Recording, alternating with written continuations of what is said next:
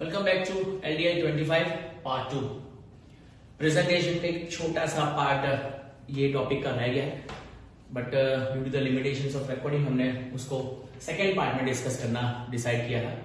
So will take part 2 for the presentation of the galvanic cell. कोई भी cell का जो प्रेजेंटेशन है उसके लिए हम पहले हाफ सेल प्रेजेंटेशन सीखते हैं। Half cell, it's called half cell presentation. Anode, अगर कोई भी सेल के लिए एनोडिक प्रेजेंटेशन शो करनी है तो उसको M+M+ आयन के फॉर्म में उसका प्रेजेंटेशन होता है, या कॉन्सेंट्रेशन को हम यहां पर C के फॉर्म में रिप्रेजेंट करते हैं। और कैथोड के लिए यही प्रेजेंटेशन M+M के फॉर्म में रिप्रेजेंट की जाती है।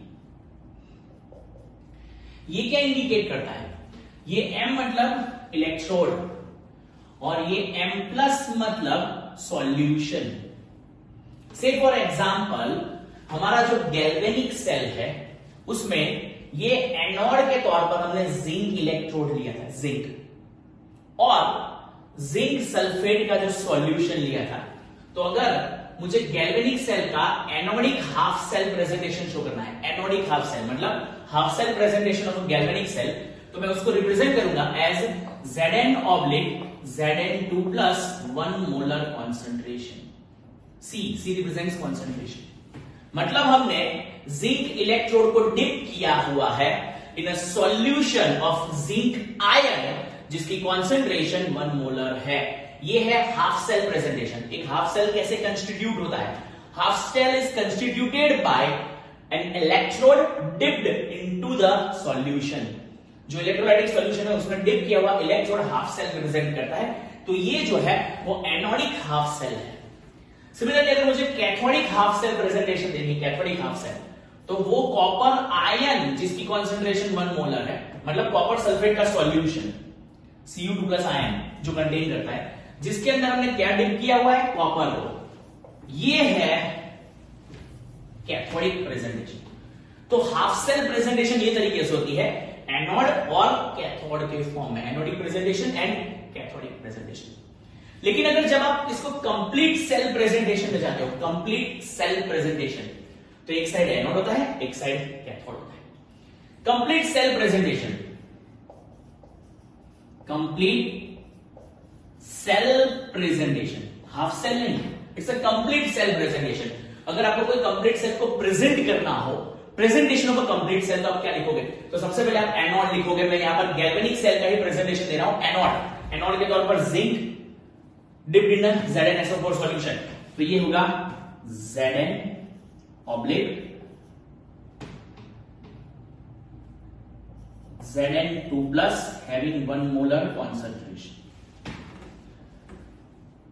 अब ऑपोजिट साइड पर हम कैथोड मेंशन करेंगे, Cu2+ having 1 molar concentration Cu, और ये दोनों के बीच में ये डबल लाइन जो है इट रिप्रेजेंट्स सेल, ये रिप्रेजेंट्स सॉल्ट ब्रिज। ये जो डबल लाइन प्रेजेंटेशन है वो सॉल्ट ब्रिज, जैसे कि हमने यहां पर सॉल्ट ब्रिज के थ्रू दो हाफ सेल को जोड़ा था, एनोडिक हाफ सेल और कैथोडिक हाफ सेल को हमने ज्वाइन किया था थ्रू सॉल्ट ब्रिज। तो ये जो दो लाइन है हमारी वो सॉल्ट ब्रिज प्रेजेंटेशन है, सॉल्ट ब्रिज।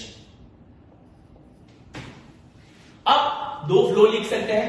फ्लो 1 जो इंडिकेट करता है इलेक्ट्रॉन फ्लो, और हम जानते हैं कि इलेक्ट्रॉनिक फ्लो की ऑपोजिट डायरेक्शन में जो फ्लो होता है उसको हम कहते हैं conventional current.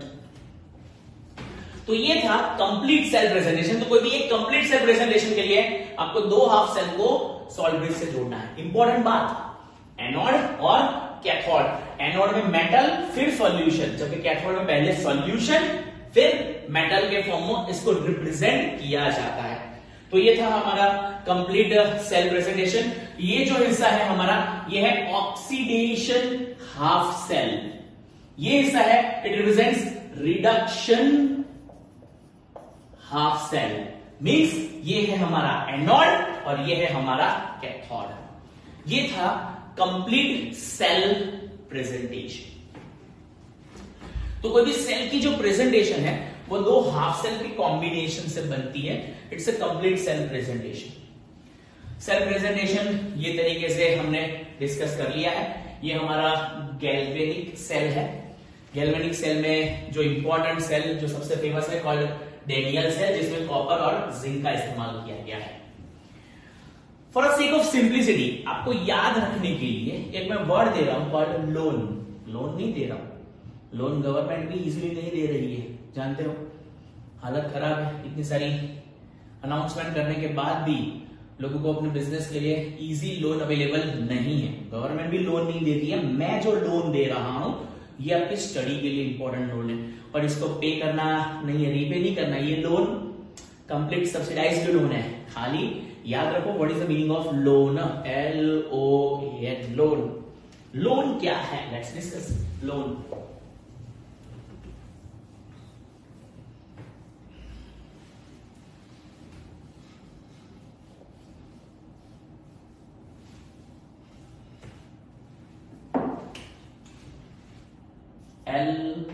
LOAN,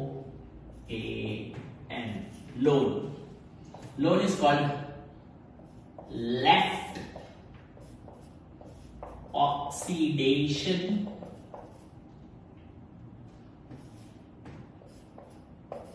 anode and negative।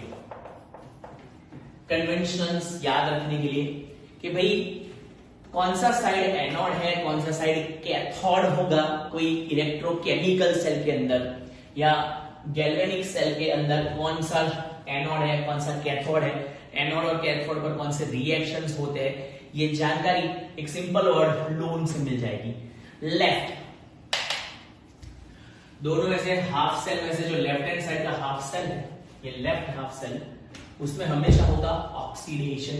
Oxidation means losing of electron, जिसकी वजह से उसको हम कहेंगे एनोड, और वो हमेशा नेगेटिव टर्मिनल के तौर पर डिनोट किया जाएगा। That's what is called LOAN. Left oxidation anode and negative. Left oxidation anode negative for the convention. ये है for the sake of simplicity, आपको इसको याद रखना है। ये हमारे टेक्स्ट बुक में पॉइंट नंबर 3.2 था, topic number 3.2, presentation of galvanic cell. Galvanic cell का जो सेल पोटेंशियल होता है या उसकी वर्किंग कंडीशन जो होती है वो 1.1 वोल्ट होती है। क्या होती है? 1.1 वोल्ट। मतलब ये सेल कब तक वर्किंग कंडीशन में रहेगा? वर्किंग कंडीशन, इसकी वर्किंग कंडीशन 1.1 वोल्ट तक रहेगी। मतलब जब तक एक्सटर्नल EMF 1.1 वोल्ट अचीव नहीं हो जाता तब तक ये सेल वर्किंग में रहेगा। इसके तीन कंडीशन है। E less than 1.1 volt. अगर E मतलब सेल पोटेंशियल, जब तक सेल का पोटेंशियल 1.1 वोल्ट से कम है तब तक क्या होगा? Electrons flow from zinc to copper, Zn to copper। Current flows from copper to zinc. Case 1, E equal to 1.1 volt. E equal to 1.1 मतलब E मींस पोटेंशियल, सेल का जो पोटेंशियल है, सेल का जो वोल्टेज है, अगर इक्वल हो गया 1.1 वोल्ट जितना, then no flow of electron, no chemical reaction, मतलब no redox reaction, no oxidation, no reduction is involve. Number 3, case 3, E means cell potential, जब इसकी वैल्यू 1.1 से ग्रेटर हो जाती है, E becomes or E is greater than 1.1 volt, then the electric current will flow into opposite direction. That means electron flows from